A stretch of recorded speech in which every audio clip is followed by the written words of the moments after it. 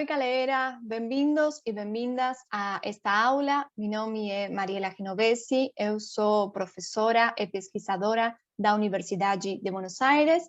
E, bom, esta aula foi planeada como uma apresentação de um curso que eu estou dando, né?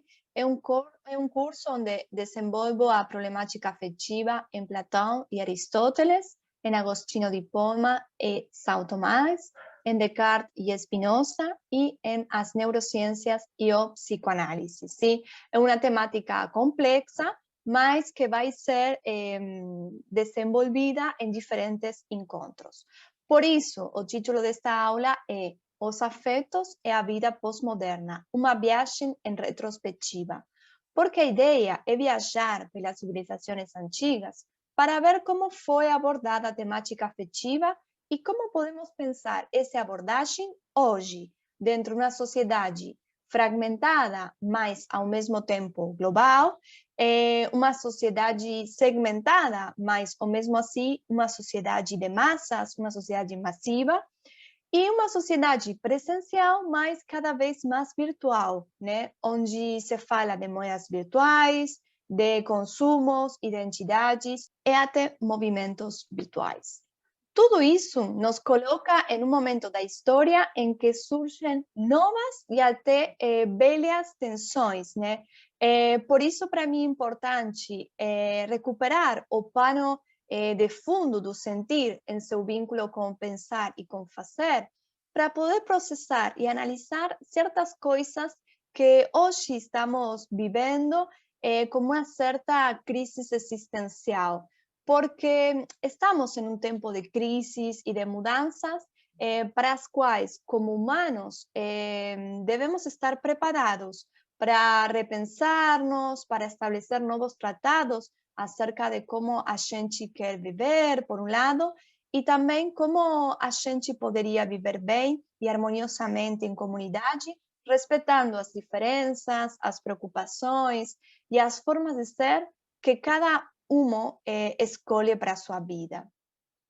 Na descrição deste vídeo, vocês encontrarão as formas de me contactar se este curso for de seu interesse. Mas também deixo por aqui minhas redes sociais, onde vocês podem me encontrar também e podem ver as distintas coisas que eu faço. Então, como eu estava dizendo para vocês, primeiro a gente vai viajar para a Grécia Antiga, sim? Um período que deve ser entendido que passa por distintas etapas, não como um período único, sino um período que passa por diferentes momentos históricos. Dentro dessas etapas, a gente vai se posicionar na Grécia helenística, um tempo em que as ideias e os pensamentos filosóficos florescem, que são essas ideias que serviram como fundamento para a nossa civilização ocidental. Porque, da mão de filósofos como Platão, Sócrates, Aristóteles, como os mais conhecidos, né? Mas também Parmênides, Anaxágoras, Pitágoras, Sófocles, Heráclito, Epicuro, é que as ideias que a gente tem sobre o lugar do ser humano dentro de como cidadão ou dentro da sociedade, o papel do Estado e dos diferentes tipos de regimes estatais que podem surgir, assim como as classes de governo e governantes, também uma época que pensa o que é a arte, que é amor, que é a beleza, que é a ciência, né? Então, dentro de toda essa gama de preocupações, também aparece a questão das paixões e os afetos. Naquela época, existia uma certa indistinção ou homologação entre os conceitos de afeto e paixão, que aparecem ligados dentro da concepção aristotélica aos vícios e às virtudes, sim? Desse modo, as paixões ou afetos, que também podem ser entendidos como patos, eles nos fariam experimentar sentimentos ou sensações temporárias, efímeras, passageiras, sim? Mas as virtudes e os vícios, eles seriam ações que expressam um modo de ser, um hábito, uma certa disposição esquemática das pessoas em resposta a determinados estímulos, sim? A esse respeito, Aristóteles é enfático quando ele afirma que a gente não é conhecida como bom ou ruim a causa de suas paixões, mas sim a causa de seus vícios e suas virtudes. Então, isto que quer dizer? Que a gente vai ser considerada uma pessoa boa a causa de seus mecanismos estruturais de comportamento. Vai ser uma pessoa boa se ela se deixa levar pelas virtudes e vai ser uma pessoa mal se ela se deixa levar pelos vícios. 400 anos depois deste período que a gente está analisando, ocorre a transição para a Grécia romana, quando Atenas, que era a capital da Grécia, é conquistada e passa a fazer parte do Império Romano. Por isso também é necessário tentar entender como as ideias gregas perduram e se confundem com o imaginário romano, que, por exemplo, adota o modelo politeísta dos deuses gregos, muda seus nomes, mas não muda seus atributos. Assim, Afrodite se torna Vênus, Zeus, Júpiter, Ares, Marte e Hades, Plutão. Nomes que logo subsistirão e serão identificados com o nome dos planetas do sistema solar, e cujos atributos também subsistirão e serão homologados aos atributos cósmicos dos planetas sobre a visão da astrologia antiga e medieval. Isto que eu estou comentando para vocês, que os atributos dos antigos deuses perduraram e que depois foram homologados com os atributos cósmicos dos planetas para a astrologia antiga e medieval, isto é importante porque isto reproduz um paradigma da antiguidade que tem que ver com a ideia do macro e do microcosmos. O que é isto?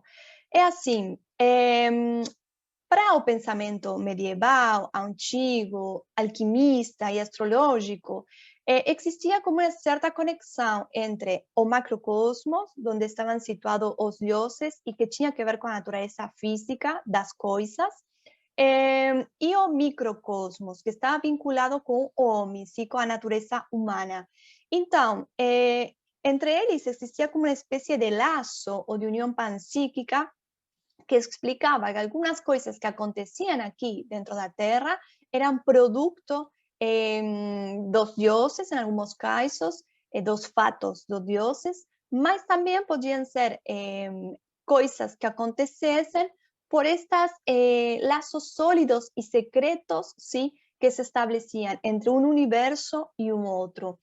Aqui vou compartilhar com vocês uma ilustração que mostra justamente a nomenclatura e classificação desses laços dos quais eu estou falando.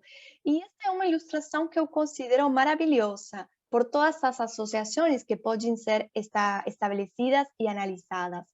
Uma ilustração justamente que deve ser vista em continuidade, onde partimos de cortes analíticos feitos sobre o que coincidiria com a coluna vertebral, e que também a gente poderia analisar em correspondência com os chakras da cosmovisão da filosofia indiana.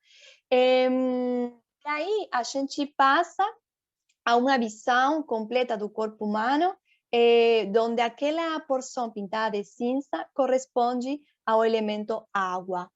Bem, então aqui a gente pode ver esta questão do macro, em continuidade com o micro.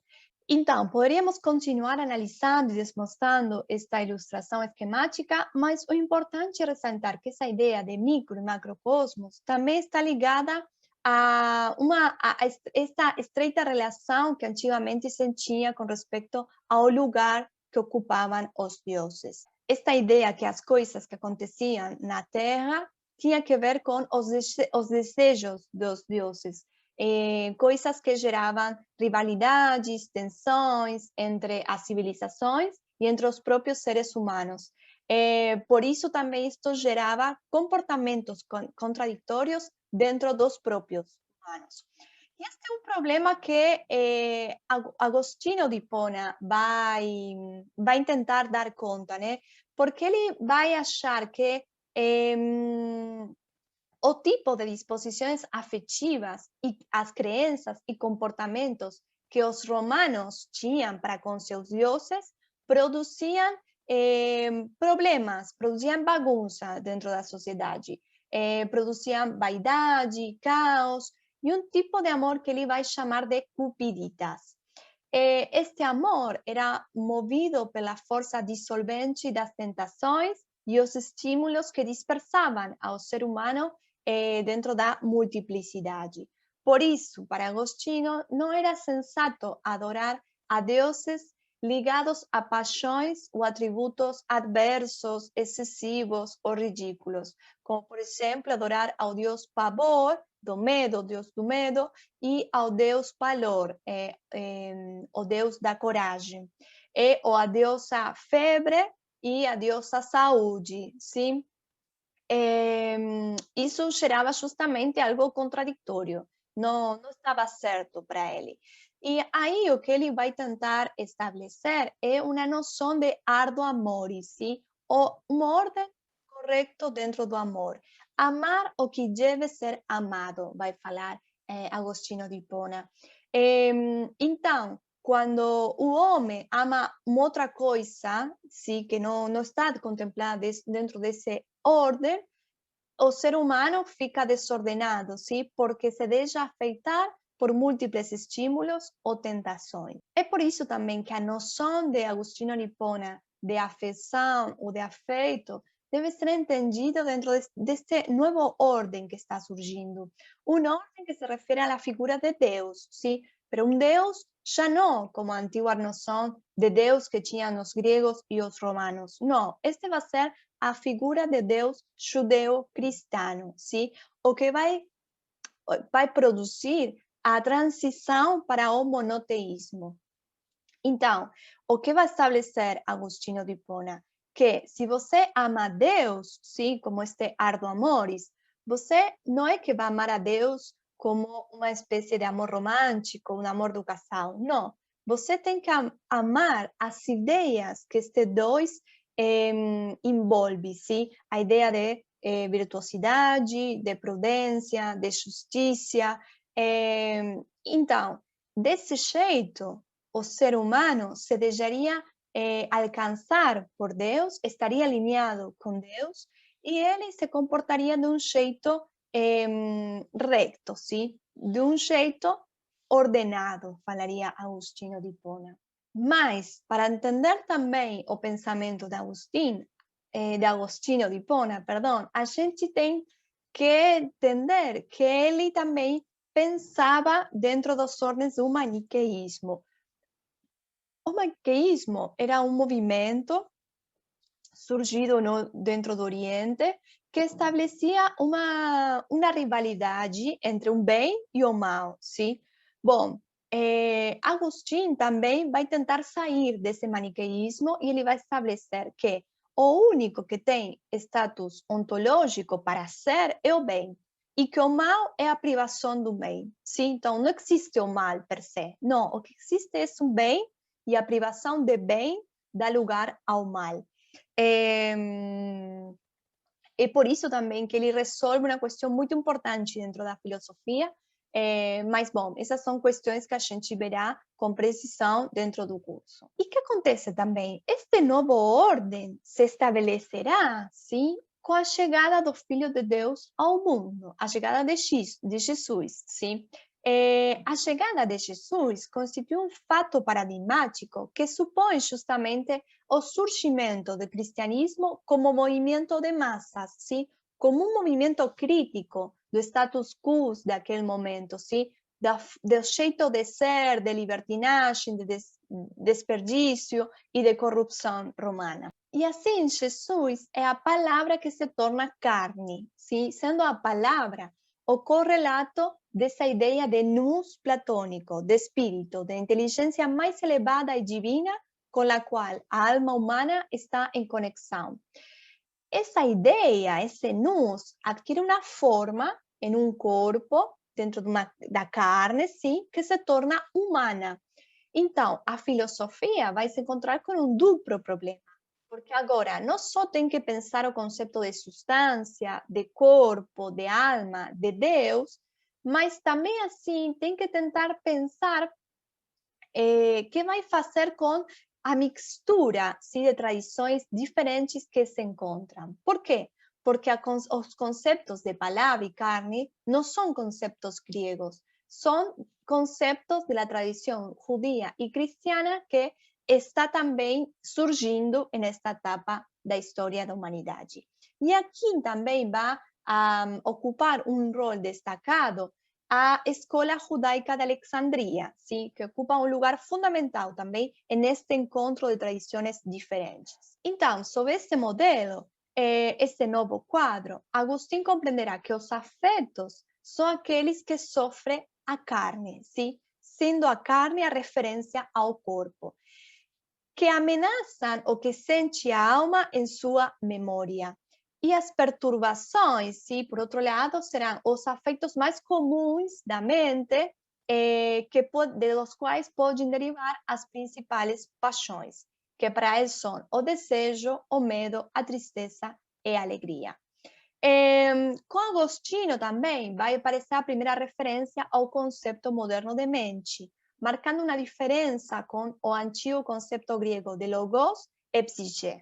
Quase um milênio depois de Agostinho, surge a obra de Tomás de Aquino, de São Tomás, inscrita na época caracterizada pelo cristianismo medieval, uma época em que o cristianismo deixa de ser um movimento crítico para se tornar um Estado, em aliança com o poder feudal primeiro e com as monarquias absolutistas depois. Em nome de Cristo e da evangelização, terão início as cruzadas e a consequente expansão do que hoje se conhece como continente europeu. Assistimos também, naquela época, ao surgimento do feudalismo e da sociedade de classes como sistema político e forma de produção social basada no vassalhagem. O que é o vassalhagem? Bom, é um contrato de fidelidade mútua entre o nobre e o senhor feudal, em que são acordadas obrigações materiais, políticas e militares.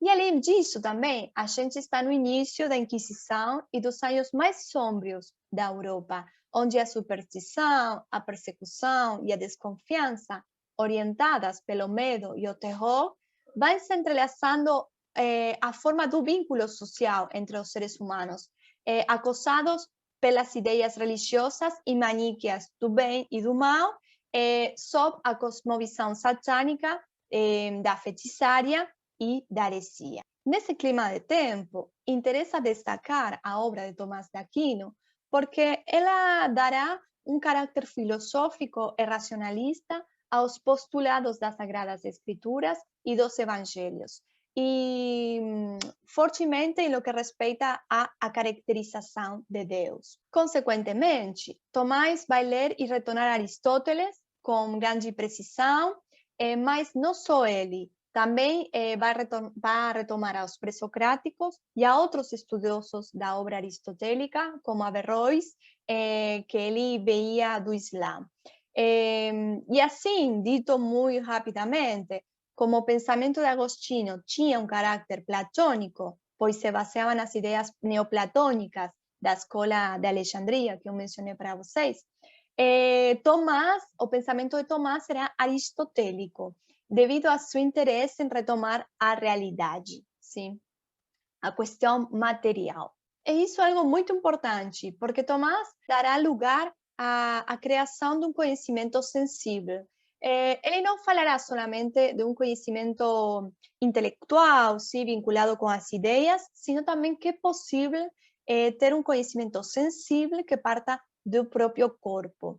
E aí é quando ele vai colocar a seu conceito de afecção, sim, ou de afeto. Por isso ele vai falar, ele vai dizer, bom, Deus é um ser perfeito, ele é um ser em acto, ele não tem corpo. Então, como não tem corpo e como é um ser perfeito, ele não conhece de afecção ou paixão alguma. Ele não tem paixão ou afecção alguma. Mas, a diferença de Deus, o homem que sim tem corpo, Ele se conhece de paixões, ele se conhece de afecções, e por isso que ele é imperfeito e ele é finito. E não é uma pessoa em acto perfeita, é uma pessoa em potência, sim? E aí ele vai estabelecer uma diferença com o conceito de virtude e de vício aristotélico. Por quê? Porque, como eu falei para vocês, para Aristóteles, a virtude tinha que ser comandada por o logos, sim? Pelo pensamento. E para Tomás, como a virtude e o vício tem que ver com a possibilidade de sentir afecções e sentir paixões, para ele vai estar vinculado com o conhecimento do corpo. Por isso vai ser um conhecimento que só o homem, ou só o ser humano pode desenvolver. Por quê? Porque Deus não conhece de paixões, Deus não conhece de afecções. Então, este tipo de conhecimento, a virtude, não é algo característico de Deus, menos assim o vício, sim? São conhecimentos que pode desenvolver o homem para se tornar uma melhor pessoa, sim? Para que possa ser um ser mais perfeito, ou possa se conduzir dentro do caminho da rectitude. E isso vai ser assim também, porque para Tomás, por exemplo, o que o corpo pode aprender acerca de um vício, ele pode tornar uma virtude. Então, assim, o apetite por a comida, por a bebida, o apetite, sim, por as relações sexuais, bom, daí deriva a continência, deriva a sobriedade e deriva a castidade, sim? Então, o corpo pode conhecer o vício e, ao mesmo tempo, pode desenvolver, com uma aprendizagem adequada, uma saída desse vício para chegar a uma virtude, a ausência de vício, sim? Ou de paixão exacerbada. Bom, e chegando a este ponto, a gente vai voltar a fazer um salto no tempo para situar-nos já dentro da modernidade, sim?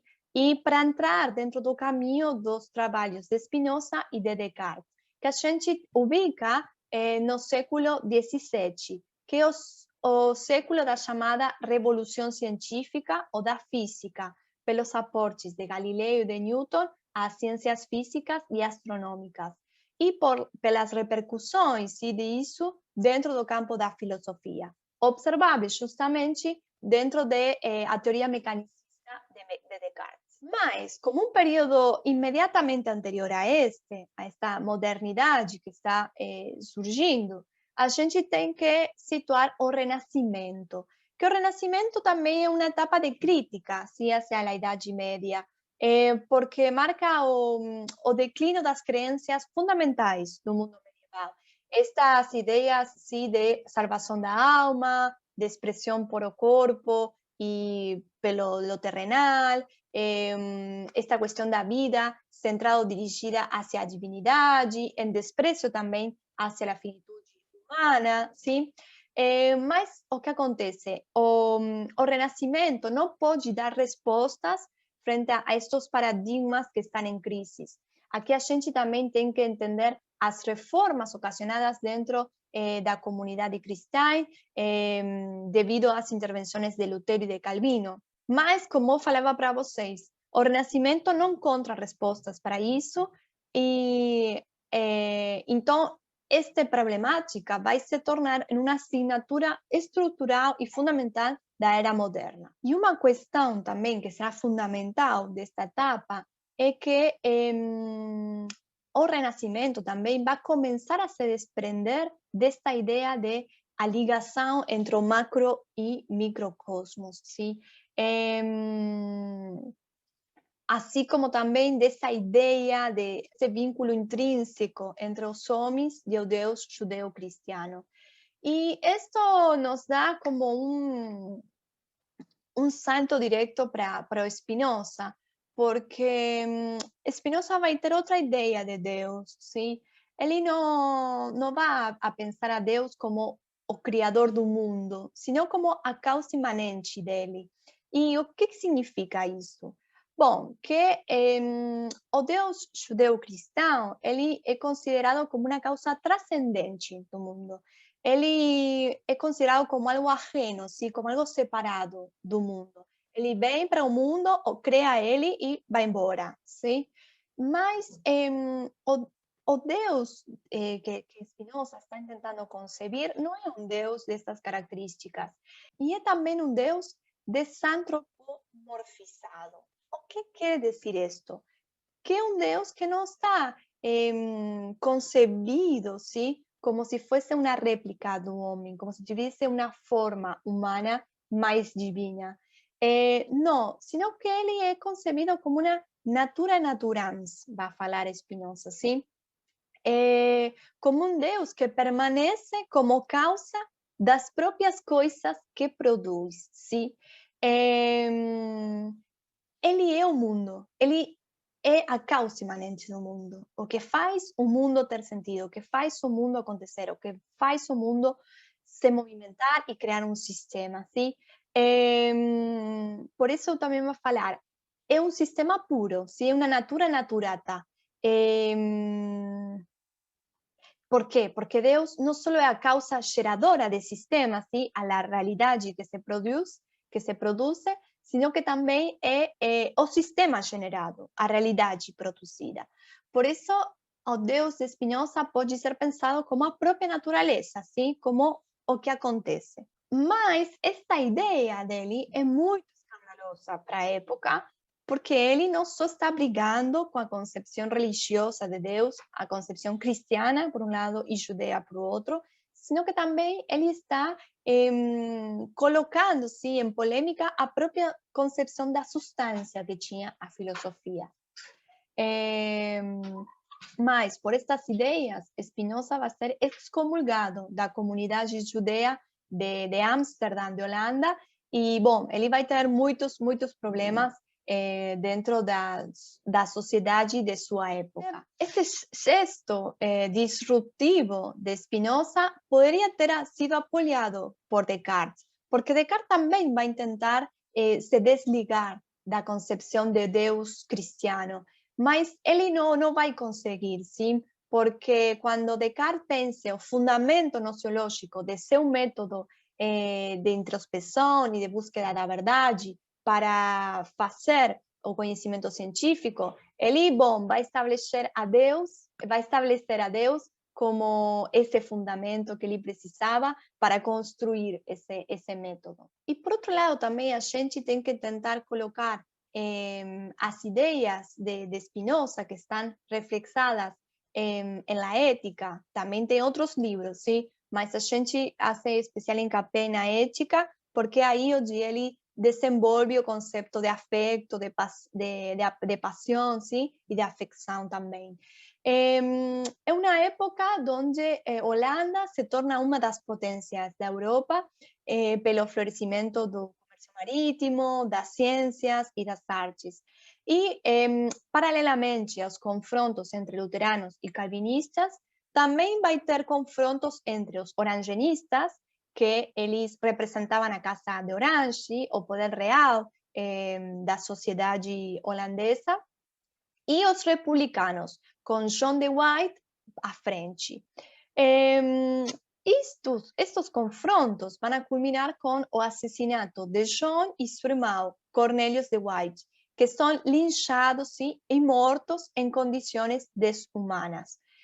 No Rijksmuseum de Amsterdã, vocês podem ver a obra de Jan de Baen, que o nome é Os Corpos dos Irmãos de White, onde vocês podem ver que eles estão nus, de cabeça baixa e abertos.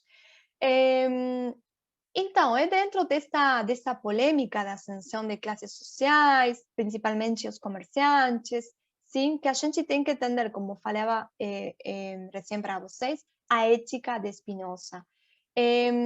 Porque, assim como o livro de Agostinho de Hipona, A Cidade de Deus, intentava a pensar como a influência da dispersão e dos estímulos e tentações que a cidade colocava no modo de vida do ser humano, a obra de Spinoza também está tentando pensar isso mesmo e ver como o ser humano se deixa afetar, sim, por coisas que acontecem e o conduzem ao caminho da paixão. Por isso, para ele, é muito importante que a paixão se torne um afeto. E como ela se vai tornar um afeto? Quando a razão, vai falar Spinoza, tenha conhecimento de obrar do corpo, sim? Quando a razão começa a conhecer o que está acontecendo com o corpo, aí ela pode tornar aquilo que padece o corpo em um conhecimento. E aí vai conseguir tornar ele em um afeto, sim? Vai ter um conhecimento adequado daquilo que está acontecendo e não um conhecimento inadequado. Bem, estas são questões difíceis, eu sei, mas a gente vai ver direitinho dentro do curso. E a diferença de Spinoza? Descartes não se interessará tanto por isso, senão que ele vai tentar falar como um físico, senão não vai tentar falar desse lado da ética ou tentar pensar aos afetos do lado da ética, não. É por isso que ele vai utilizar um outro conceito, que é o conceito de emoção. Se este é um conceito novo, que não tem que ver com a tradição que a gente está falando, esta tradição latina ou greco-romana.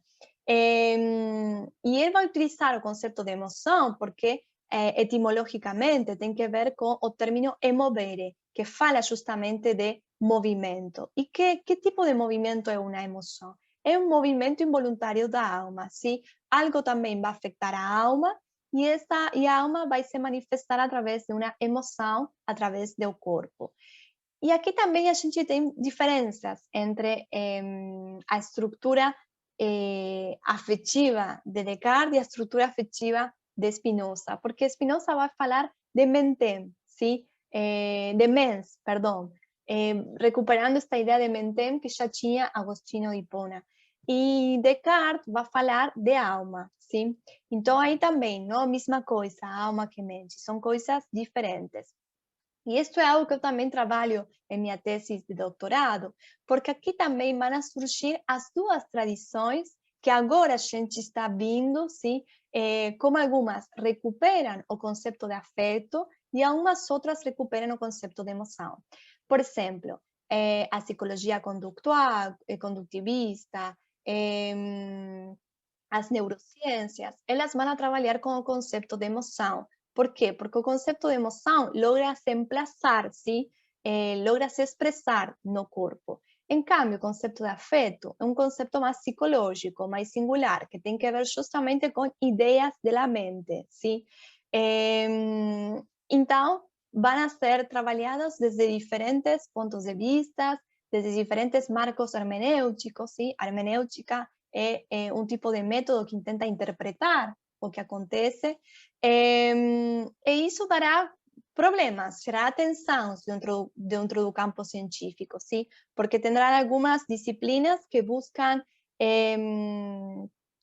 encontrar a explicação última e final das coisas, e outras disciplinas que sabem o difícil que é isso, e tentam se estabelecer dentro do caminho da hermenêutica, justamente, tentando construir outro tipo de método, outro tipo de estrutura para chegar a um tipo de saber que não precisa ser fundamentado com a questão empírica, assim mais dura das ciências formais ou fáticas.